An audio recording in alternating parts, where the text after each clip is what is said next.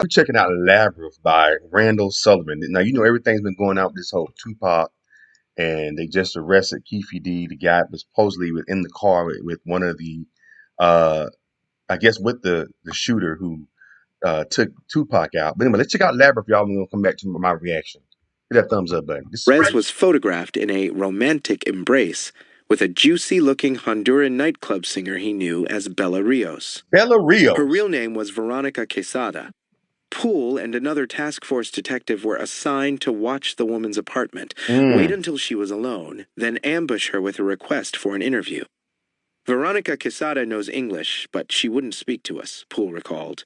She kept saying, no comprende. She hung tough during questioning. She's no easy mark, I can tell you that. Quesada's composure dissolved, however, when her brother Carlos Romero walked into the apartment carrying a quarter-pound of cocaine. Damn. The brother was so dumbfounded that he just stood there, Poole remembered. It might have been the easiest coke bust in history. He just walked in, the police in up there. During a subsequent search of the apartment, the detectives opened a drawer in the living room console and discovered a framed photograph. What do you mean? He was, they was in the drug. So what happened is these cops were in the drug house, and they would question her about something else, and then he walks in with some cocaine. Damn, talk about bad luck. Of Ray Perez wearing a Shit. blood-red sweatsuit and flashing the West Coast gang sign. I remember thinking I knew it, Poole recalled. Within a couple of weeks, detectives from the task force had established numerous links between Perez, Quesada, and Romero. The most significant of these was that both Quesada and Romero had been convicted of felonies during the past year for dealing cocaine, yet each had received a suspended sentence. In both instances, this was because the judges who heard the cases received requests for leniency from the estimable detective Ray Perez. At the time of her arrest in April of 1997, detectives learned Quesada was in possession of pay-o sheets bearing the initials RP and the phone number for the Rampart Division. And on the date that the 2 kilos of cocaine... And just to give y'all some context, the Rampart Division was what the people that was handling the Biggie Smalls case. Now, the Rampart Division of the LAPD has been known to be very corrupt. Matter of fact, the police officers that come out of that division were involved in the Rodney King beating. Cocaine were checked out of the LAPD's property division, supposedly by Officer Joel Perez. Ray Perez had made a total of 8 phone calls to Veronica Quesada and Carlos Romero. The detective made more than 160 calls to the same numbers between November of 1997 and June of 1998. When questioned, Perez explained both his requests for leniency in the phone calls by claiming that Quesada was a former informant with whom he had unfortunately become sexually involved. The guy was cool under questioning, Poole recalled. But when I saw him one afternoon soon after that at the police academy, you could tell he was scared shitless. He was looking around all the time, over his shoulders, behind his back. He knew we were closing in on him. By the time of the drug bust in Veronica Quesada's apartment, Russell Poole had become convinced that the main intent of the task force... Okay, so if y'all give y'all some context, if y'all just now listening to this, Russell Poole was the detective that was assigned to the Biggie Smalls case when Biggie got met his demise out here in Los Angeles. Created by LAPD Chief Bernard Parks was not to expand the investigation, but to limit it as completely as possible. First, Chief Parks wanted us, me, to drop everything pertaining to Biggie Smalls, Kevin Gaines, David Mack, and Death Row Records, and to concentrate on Perez, Poole recalled. But then it turns out that we're... Some more context. Sorry to keep stopping. Perez is the guy. Y'all can look him up. Ray Perez. He was also friends. He's friends with Suge Knight. And also he was part of the Compton PD, Los Angeles PD. And also is one of the suspects that was supposed to be involved in Biggie Smalls' demise at the Peterson Automotive Museum.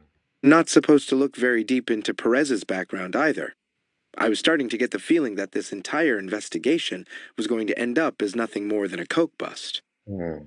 On his own initiative, Poole read through more than 100 reports written by Ray Perez in connection to drug arrests the detective had made. It's like this guy is Superman, Poole recalled, like he has X-ray vision or something, because he's making all these fantastic busts and dope seizures where he seems to see through walls. Again and again, Poole noted, Perez would report that suspects had signed consent to search forms. He had all these dope dealers telling him where their stash was even before they confessed, Poole recalled. That never happens. You bust a dealer, they figure, fuck you, find the shit yourself. And every one of these reports was the same. They were like boilerplates where you just fill in a new name and date. Any veteran cop would look at them and know they were fake, because any veteran cop knows that no case is identical to any other. Poole took the reports directly to LAPD Commander Dan Schatz. He called them suspect, but wouldn't add falsifying police reports to the charges against Perez, Poole recalls. That was when I first began to realize that the main objective of the task force was to protect the higher-ups, starting with Chief Parks. At almost the moment he began to think in this vein, Poole's supervisors reduced his role in the Perez investigation so that he could concentrate on an incident involving another member of the Rampart crash unit. This was Brian Hewitt, who had been accused of viciously beating 18th Street gang member Ismael Jimenez during an interrogation. On February 26, 1998, Hewitt and his partner, Daniel Lujan, had picked up Jimenez and his friend, Eduardo Hernandez, in front of a tattoo parlor and detained the pair on suspicion of grand theft auto. The real reason the two were transported to the Rampart detective's office, though, was most likely the complaint of excessive force filed by Hernandez's mother against two other Rampart officers. Both Jimenez and Hernandez said they were taunted and threatened by Hewitt, who, after separating the pair, demanded that Jimenez find me a gun, lead him to an 18th Street gang member he could arrest for illegal possession of a firearm. When he refused, Jimenez said, Hewitt grabbed him by the throat and forced him backward until his head struck a wall. Wow. You're not fucking hearing me, Hewitt told him, according to Jimenez, whose hands were cuffed behind his back. I will book you for anything. You had better tell me tonight where I could find a gun. When Jimenez didn't answer, the powerfully built Hewitt punched him with a clenched fist several times in the chest and once in the kidneys. Damn. All I want is one little gun, Hewitt said, then turned and walked out of the room. A few seconds later, Jimenez vomited blood on the carpeted floor and nearly passed out. When Rampart officer Ethan Cohan walked into the interview room a few moments later, Jimenez told him he couldn't breathe and had vomited blood, then pleaded with Cohan to remove his handcuffs. Cohan looked at the bloodstain on the floor, said, "Oh shit," then quickly turned and left. Cohan came and went twice more, Jimenez said, before finally removing the cuffs and telling him he was free to leave. He vomited repeatedly during the mile-and-a-half walk back to the tattoo parlor, Jimenez said, where friends told him he looked really bad and drove him to Good Samaritan Hospital. Liver is damaged. Doctors in the hospital's emergency room reported the alleged assault to Rampart Division's watch commander, who sent a sergeant to take Jimenez's statement. A scrap of carpet was collected as evidence, and the case was turned over to Internal Affairs, which basically did nothing for the next 5 months, said Poole.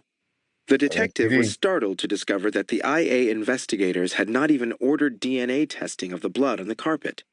All that takes is one phone call, Poole explained. I made that call as soon as I found out that they hadn't checked to make sure the blood belonged to Jimenez. And it turned out, of course, that it was Jimenez's blood.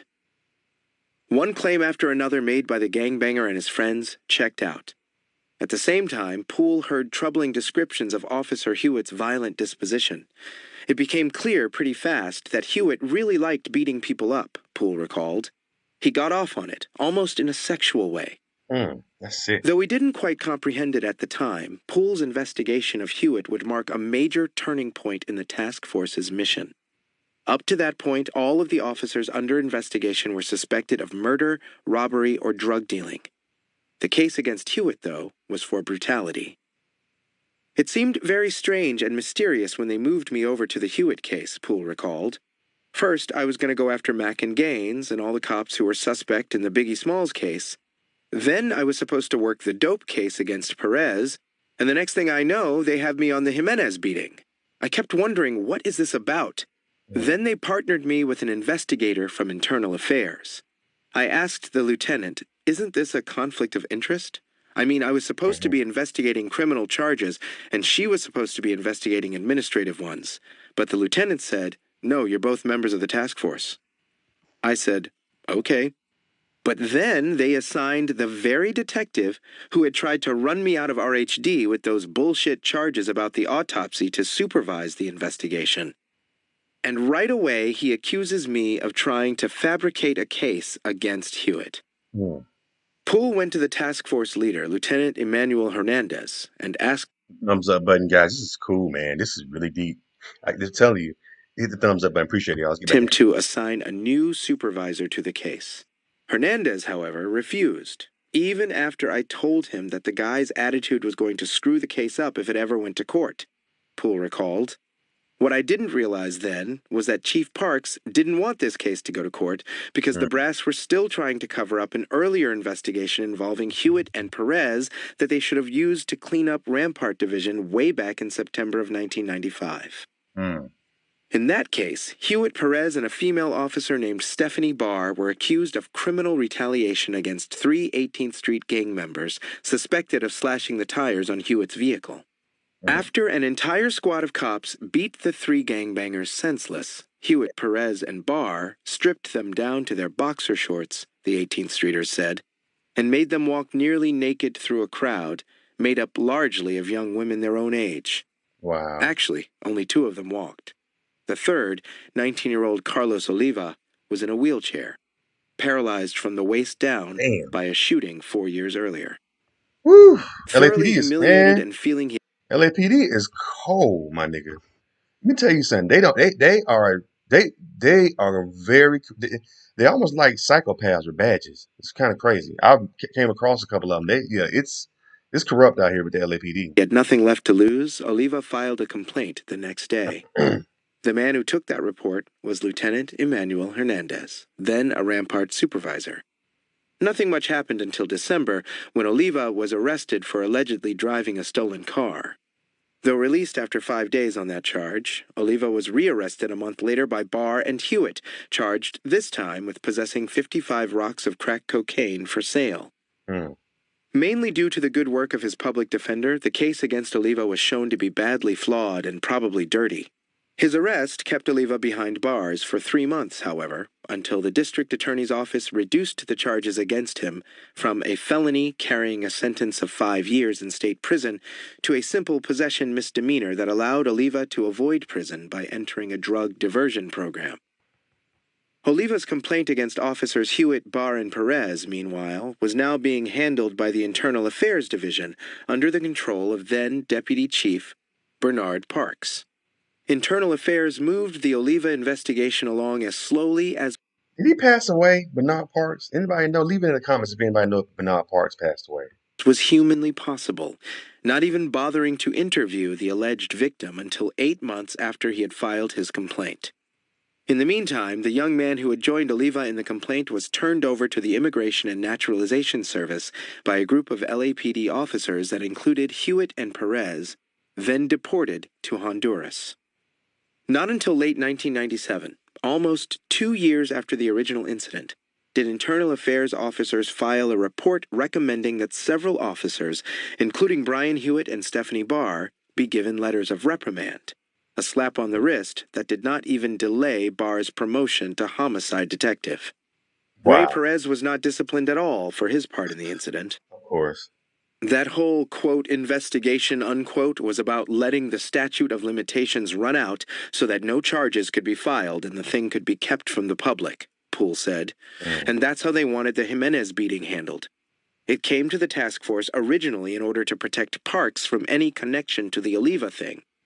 The IA investigator they partnered me with and I were supposed to put together a case that would let them fire Hewitt from the department and bury the whole thing internally. Wow. Only I thought criminal charges should be filed. So pressure was constantly being applied to back off. But I wasn't going to back off, and when they saw that I hadn't learned my lesson, they thought, oh no, we have a real problem here. Mm-hmm. I figured, yes, you do. Wow, that's crazy, y'all. What y'all think about that, man? If y'all want to check out the rest of this, it's called Labyrinth by Randall Sullivan. You can check it out on Audible. Um, yeah, it's so much corruption in this, like, within the LAPD, and that's why Compton PD, um, had gotten so corrupt that they had to shut the whole organization down. So there's no Compton PD no more. They use LA. I guess they use LAPD. I guess they have no police department because of corruption, and Compton was so bad. So tell you, man, out here, man, the police, man, I've heard stories, dog, especially back then, the '90s and the '80s. Oh man, they were beating it. They can pull you over and drag you out the car. The whole, they talked about the whole Rodney King thing. They were saying, man, that was happening to a lot of people like Hispanic and black men, before luckily they had, they was able to get it on tape, but corruption runs rampant within Southern California police departments, man. It's crazy. So anyway, what y'all think, man? Leave your comments and subscribe to Charles and As well. Appreciate it.